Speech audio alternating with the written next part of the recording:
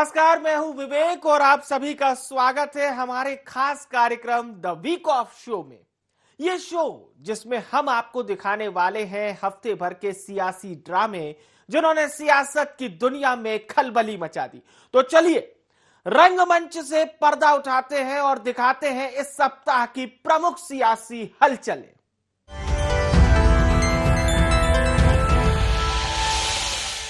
रही मन पानी राखिए, बिन पानी सब सून, और पानी गए न उबरे, मोती मानस चून। रहीम के इस दोहे में दूसरे पानी का अर्थ चरित्र से है। चरित्र के बिना व्यक्ति का कोई मूल नहीं है। इसी चरित्र ने राम को भगवान तो रावण को हैवान बना दिया। मध्य प्रदेश की राजनीति भी इस सप्ताह चरित्र के इर्द गिर्द मंडराती नजर आई। पूर्व मंत्री उमंग सिंघार पर उनकी पत्नी ने दुष्कर्म और मारपीट के गंभीर आरोप लगाए। सिंघार इसे साजिश करार देकर अपना बचाव कर रहे हैं। वहीं बीजेपी इसे मुद्दा बनाकर कांग्रेस का कैरेक्टर ढीला होने की बात कर रही है। क्या है पूरा मामला, देखिए इस स्पेशल रिपोर्ट में। एक कहावत है कि धन का खोना कुछ नहीं खोने जैसे है, स्वास्थ्य का खोना कुछ खोने जैसे है, वहीं चरित्र का खोना सब कुछ खो जाने जैसे है। इन दिनों मध्य प्रदेश की सियासत में ये बात बिल्कुल फिट बैठ रही है, जहां पूर्व मंत्री उमंग सिंघार पर उनकी पत्नी ने ही दुष्कर्म के साथ मारपीट के गंभीर आरोप लगाए। बता दें, ये पहला मौका नहीं है जब सिंघार पर इस तरह के आरोप लगे हों। वहीं अपने ऊपर लगे आरोपों को सिंघार ने बेबुनियाद बताया और बयानों के जरिए राजनीतिक करियर समाप्त करने की साजिश तक कह डाली। साथ ही खुद को मानसिक रूप से परेशान और प्रताड़ित बताया। निजी हमारा पारिवारिक मामला है, लेकिन इन्होंने क्या सोच के लगाया, इनके पीछे इसकी क्या मंशा है, ये तो यही बता सकती है। कोई व्यक्ति अपने परिवार के व्यक्ति के खिलाफ इस प्रकार के आरोप लगाता तो बड़ा दुख होता है। जिस प्रकार से इन्होंने मुझे मानसिक रूप से प्रताड़ित किया, आर्थिक रूप से प्रताड़ित किया, उसकी भी मैंने आवेदन पुलिस में पहले दिया था। उस पर अभी तक आज तक कोई कार्रवाई नहीं। वही महिला के आरोपों पर पुलिस ने सिंघार पर केस दर्ज कर लिया। इसके बाद जब पुलिस सिंघार को गिरफ्तार करने पहुंची, उससे पहले ही वो मौके से फरार हो गए।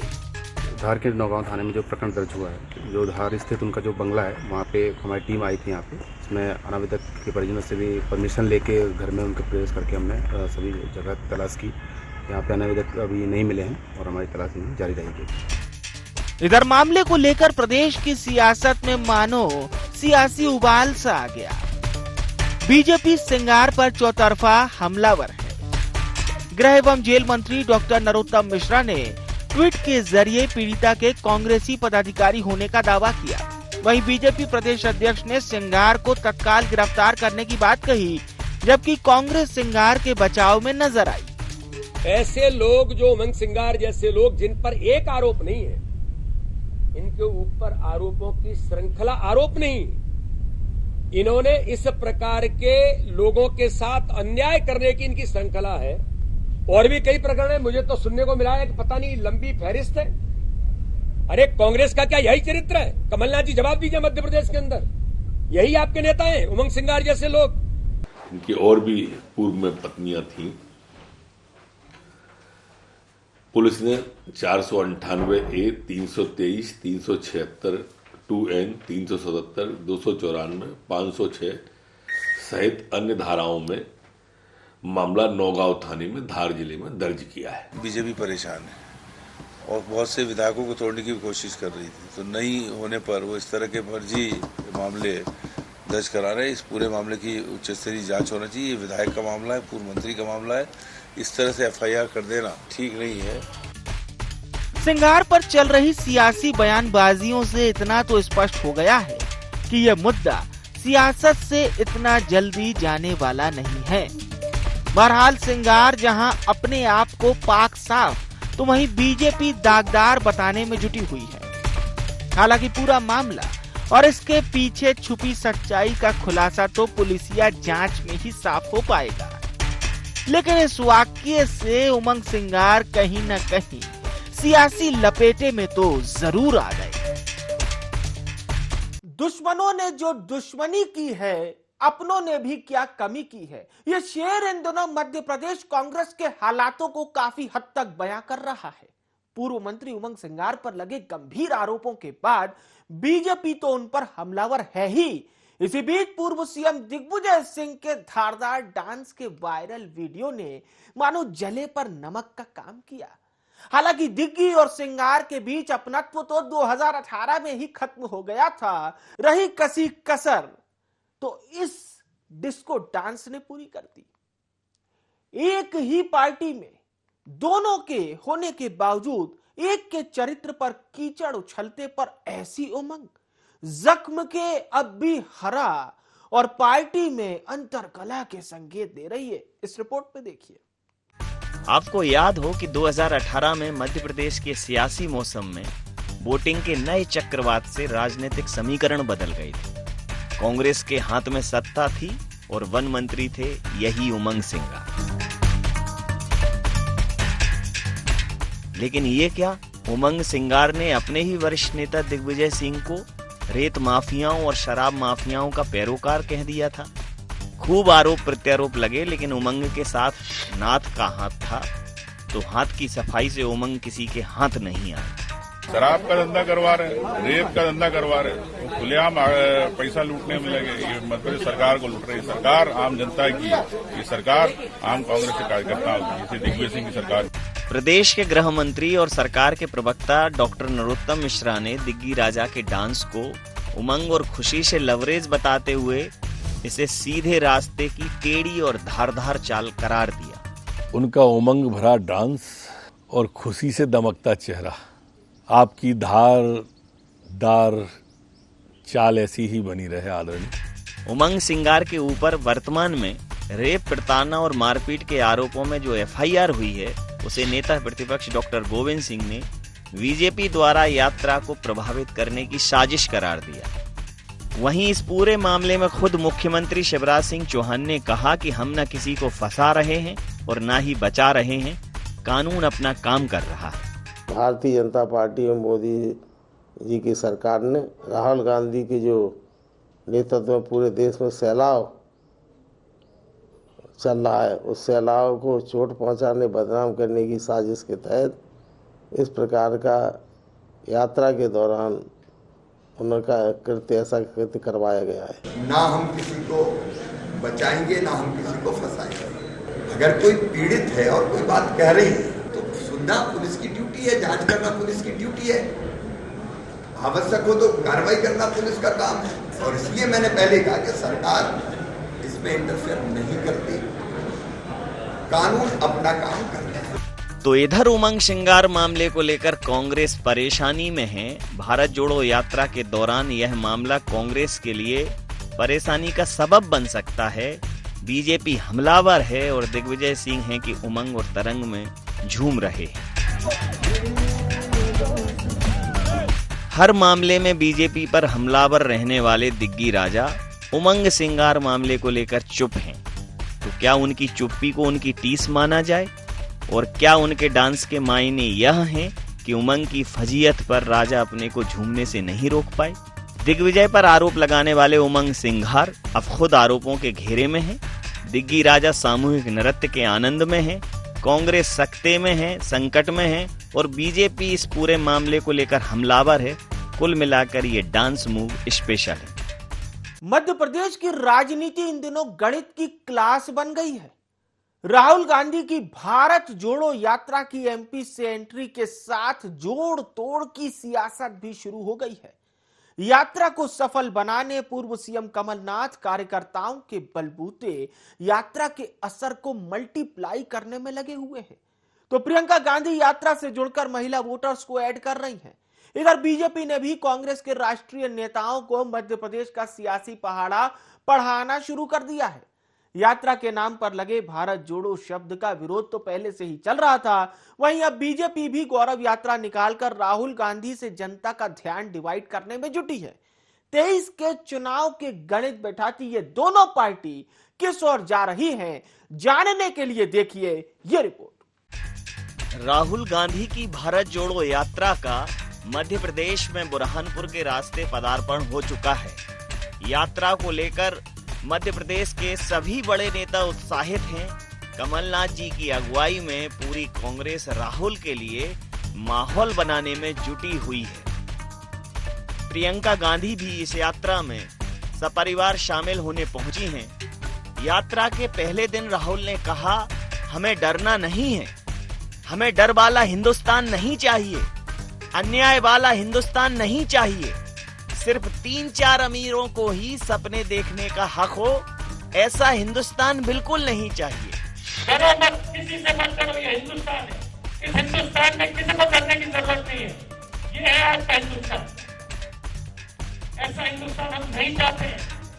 बेरोजगारी का हिंदुस्तान हम नहीं चाहते हैं। इस हिंदुस्तान में 3-4 अरबपति जो भी सपना देखना चाहते हैं, देख सकते हैं, पूरा कर देते हैं।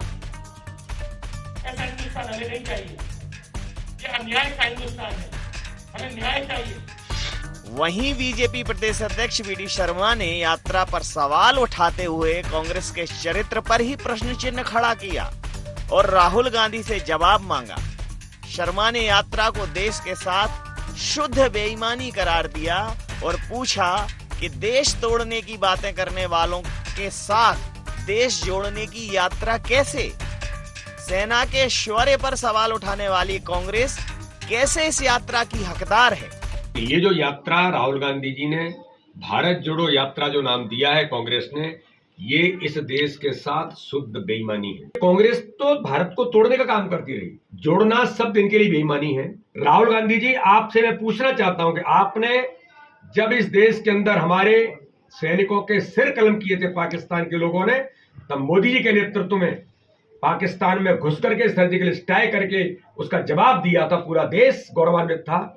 आप पूछ रहे थे कि सर्जिकल स्ट्राइक का प्रूफ क्या है? राहुल गांधी अपनी यात्रा में मुख्य रूप से बेरोजगारी, महंगाई और आर्थिक असमानता को मुद्दा बना रहे हैं। लेकिन मजे की बात यह है कि यात्रा उन राज्यों में गई ही नहीं जहां चुनाव होने थे। यात्रा के रास्ते में कम से कम गुजरात था और चुनाव भी था। अगर ये यात्रा गुजरात से होकर गुजरती, इन मुद्दों पर बात होती, तो शायद वोट की चोट हो सकती थी। कांग्रेस इसे गैर राजनीतिक यात्रा करार दे रही है और वहीं भारतीय जनता पार्टी इस यात्रा को बाबा का टाइम पास बता रही है और खुद भी इसी दौरान जनजातीय गौरव यात्रा निकालकर राहुल की यात्रा को फीका करने का प्रयास कर रही है। इसमें कोई दो राय नहीं कि राहुल की यात्रा से एक संवेग उत्पन्न हो रहा है, कह सकते हैं कि मोमेंटम क्रिएट हो रहा है। लेकिन बार बार इसे गैर राजनीतिक यात्रा कहकर कांग्रेस इसकी गति खुद ही मंद कर रही है। बेहतर होता यह यात्रा कांग्रेस राजनीतिक सौदेश्यता के साथ निकालती। आपने कहावत तो सुनी होगी कि लोहा ही लोहे को काटता है। मध्य प्रदेश में इन दिनों राजनीतिक दल भी इसी बात को गांठ बांधकर चल रहे हैं। बीजेपी राहुल गांधी की भारत जोड़ो यात्रा से जनता का ध्यान काटने के लिए जनजातीय गौरव यात्रा निकाल रही है, तो इधर राहुल बीजेपी के खाते से आदिवासी वोटरों को काटने के लिए पूरे जोरों शोरों से लगे हुए हैं। इन दिनों सत्ता का केंद्र आदिवासी है। जहां राहुल आदिवासियों को देश का असली मालिक बता रहे हैं, तो शिवराज पहले ही पैसा एक्ट लागू कर अपना ट्रंप कार्ड खेल चुके हैं। लेकिन क्या दोनों पार्टियां वाकई आदिवासी हितैषी हैं या आदिवासी महज इन पार्टियों को लिए सत्ता के सिंहासन तक पहुंचने की एकमात्र सीढ़ी है? इस रिपोर्ट में आपको पता चलेगा। कहते हैं चलती का नाम गाड़ी, तो मध्य प्रदेश में दोनों राजनीतिक दलों की गाड़ियां सरपट चल रही हैं या यूं कहें कि दौड़ रही हैं। एक तरफ राहुल गांधी जी की भारत जोड़ो यात्रा है, तो दूसरी तरफ भारतीय जनता पार्टी की जनजातीय गौरव यात्रा है। दोनों ही राजनीतिक दलों के राजनीतिक एजेंडे का केंद्र बिंदु है जनजातीय समाज। मुख्यमंत्री शिवराज सिंह चौहान जनजातीय गौरव यात्रा के दौरान पैसा एक्ट को लेकर जन जागरूकता का संचार कर रहे हैं, उपलब्धियां गिना रहे हैं।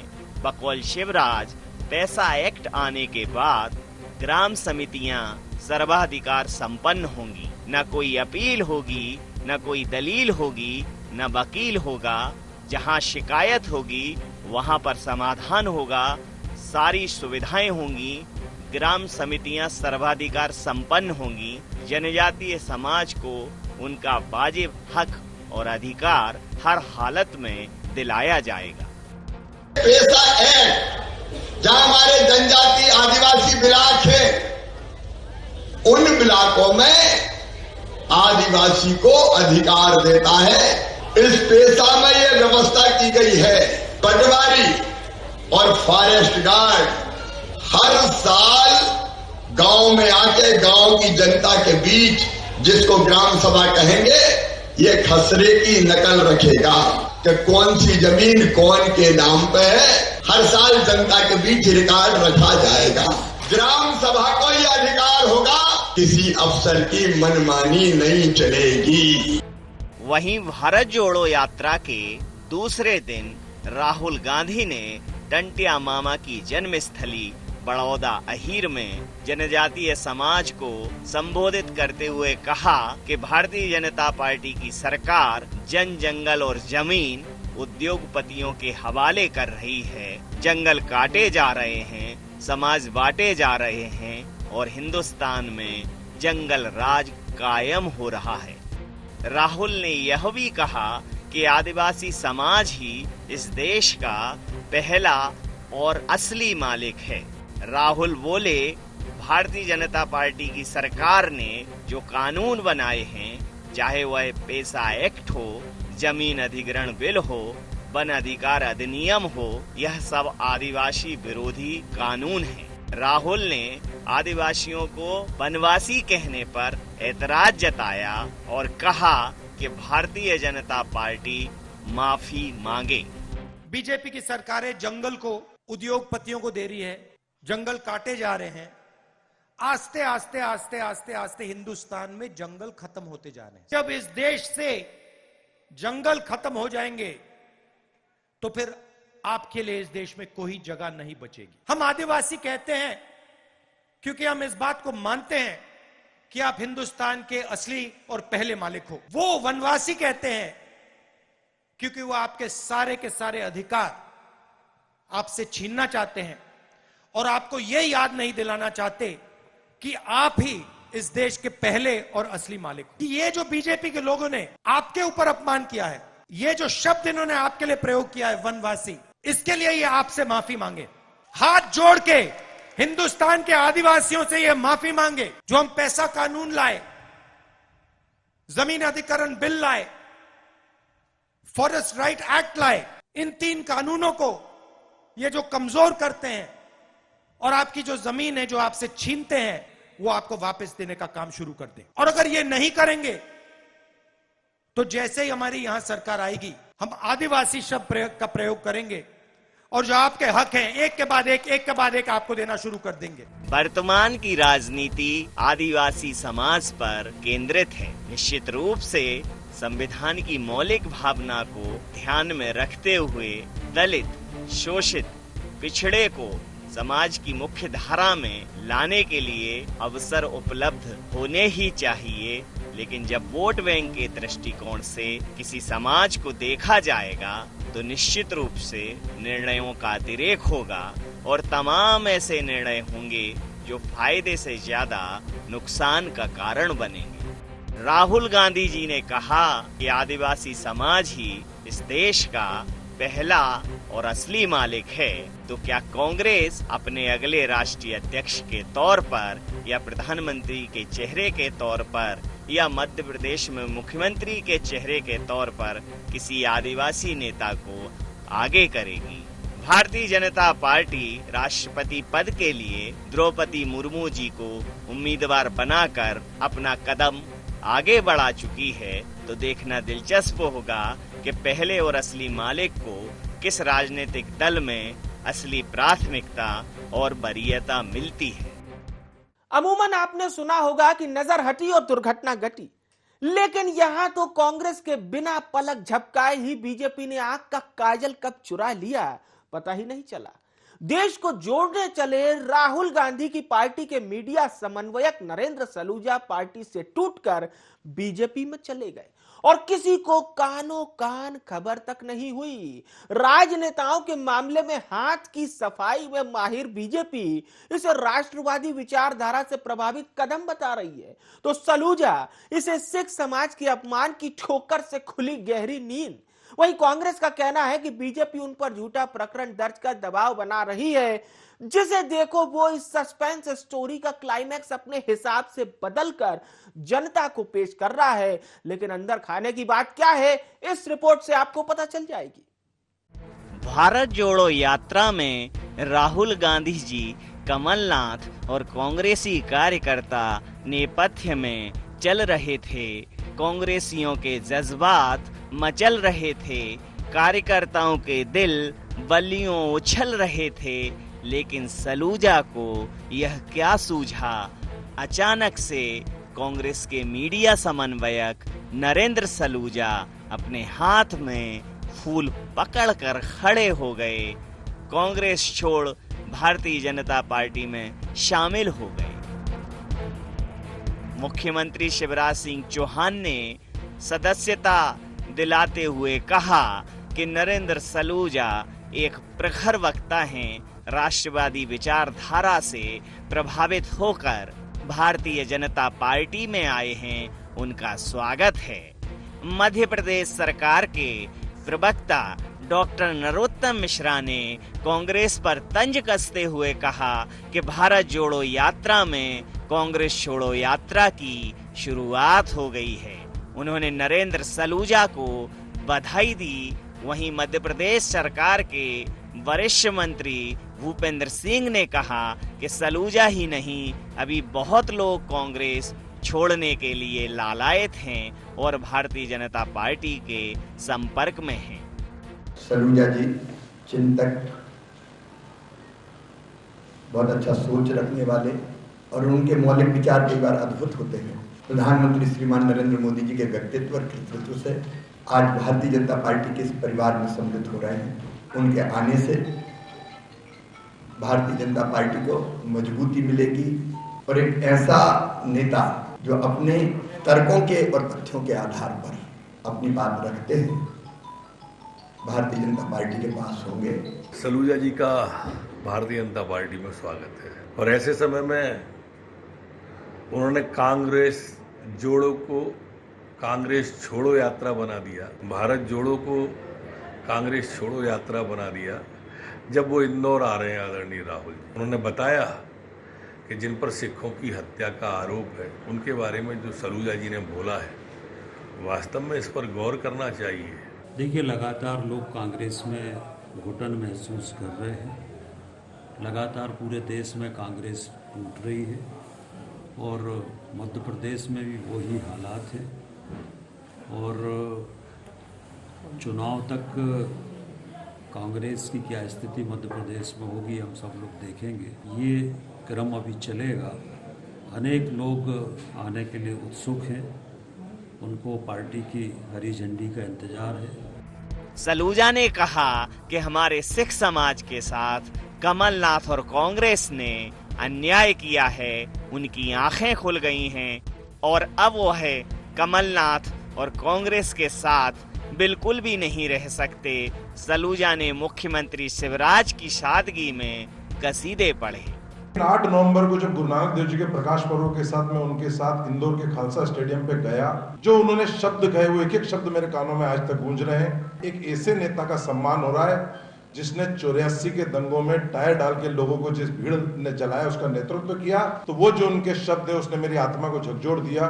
मेरे लिए पहला मेरा धर्म समाज है, चूंकि भारतीय जनता पार्टी की रीति नीति से प्रभावित हूँ। सहजता, कार्यशैली और जो जनता के बीच में सहजता से उपलब्ध होते हैं, जो उनके वी.डी. शर्मा जी के संगठन की जो क्षमता है, अद्भुत क्षमता है, उससे प्रभावित हूँ, तो मैं भारतीय जनता पार्टी में प्रवेश ले रहा हूँ। वहीं कांग्रेस का कहना है कि यह बीजेपी का असली चाल चरित्र और चेहरा है। जोड़ तोड़ की राजनीति करना उनकी आदत बन गई है। वकौल कांग्रेस, सलूजा के ऊपर भारतीय जनता पार्टी ने कुछ झूठे प्रकरण दर्ज कर दबाव बनाया था। शायद उसी से भयाक्रांत होकर सलूजा भाजपा में शरणागत हो गए, वहीं कांग्रेस ने सलूजा के मामले को भारतीय जनता पार्टी द्वारा भारत जोड़ो यात्रा में अवरोध उत्पन्न करने की एक नाकाम कोशिश करार दिया। भारतीय जनता पार्टी का चाल चरित्र चेहरा एक बार फिर से बेनकाब हो गया। कोई नई बात नहीं है। 2 महीने पहले नरेंद्र सलूजा जी के खिलाफ एक एफआईआर दर्ज करी थी। बार बार क्राइम ब्रांच तलब कर रहा था। अब डर के आगे शायद उन्होंने घुटने टेक दिए होंगे और बीजेपी का दामन थाम लिया। बीजेपी ने कोशिश करी थी पूरी भारत जोड़ो यात्रा के दौरान किसी विधायक को तोड़ने की, लेकिन हर विधायक कांग्रेस पार्टी के साथ रहा। तो उन्होंने कहा है कि एक पदाधिकारी को ही साथ में लेके एक मैसेज दिया जाए। तो इस तरह के कोई मैसेज जनता के बीच में सफलता के लिए भाजपा के नहीं जाते हैं। बस ये साफ प्रमाणित करता है कि भाजपा जो है वो अपनी हार को देख रही है और उसी की बौखलाहट में इस तरह के काम किए जा रहे हैं। अब सौदेबाजी के तहत अगर वो भारतीय जनता पार्टी में शामिल हुए हैं तो वो भारतीय जनता पार्टी की भाषा बोलने लग गए हैं। माननीय कमलनाथ जी सर्वमान्य नेता हैं और जिस तरह से अभी इंदौर में कार्यक्रम हुआ उस बहुत शालीनता से वहाँ के पूरे सिख समुदाय ने उनका कार्यक्रम वहाँ पर करा था। स्वयं उन लोगों ने आमंत्रित किया था, कमलनाथ जी उस कार्यक्रम में गए तो कार्यक्रम बहुत अच्छा हुआ था। लेकिन नरेंद्र सलूजा जी अब जिस सौदेबाजी में गए हैं तो उनका ये वो वक्तव्य मुझे समझ में नहीं आता। गद्दार जो रहता है वो पूरा नमक का हक अदा करेगा जो उसको वहाँ भारतीय जनता पार्टी से मिला है। भारत जोड़ो यात्रा के बीच से ही यात्री खिसक लिया। बीजेपी बोली सलूजा रीझ कर आए हैं, कांग्रेस बोली खींच कर गए हैं। खींच आखिर किस बात की? तो कांग्रेस के अंदर खाने की बात करें तो पिछले 1 साल से कमलनाथ सलूजा को बिल्कुल भी भाव नहीं दे रहे थे। बहुत कुछ कारण ऐसे थे जिनसे कमलनाथ खफा चल रहे थे। मिलने का समय सलूजा को मिल नहीं पा रहा था। इस दौरान सलूजा एक बार अपना पद भी छोड़ चुके थे, वापस से फिर पदभार ग्रहण भी कर लिया था। उनको शायद इसी बात की खींच थी।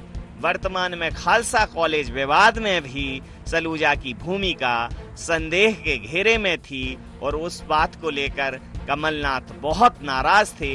कुल मिलाकर सलूजा को अपने अस्तित्व का संकट समझ में आ रहा था और सलूजा ने कांग्रेस में कॉर्नर होने से पहले पेनल्टी कॉर्नर यानी कि भारतीय जनता पार्टी के मीडिया प्रभारी लोकेंद्र पाराशर की मदद से सीधे कांग्रेस के पाले में गोल दाग दिया। अब यह सलूजा का विनिंग गोल है या सेल्फ गोल, ये तो आगे आने वाला वक्त ही बताएगा। IND 24 के लिए नवीन पुरोहित की रिपोर्ट। तो आज इस हफ्ते की खास कहानियों में इतना ही। मुझे यानी विवेक को दीजिए इजाजत। अगले हफ्ते नई कहानियों के साथ एक बार फिर से आपसे मिलेंगे। बहुत बहुत धन्यवाद। नमस्कार आप सभी का।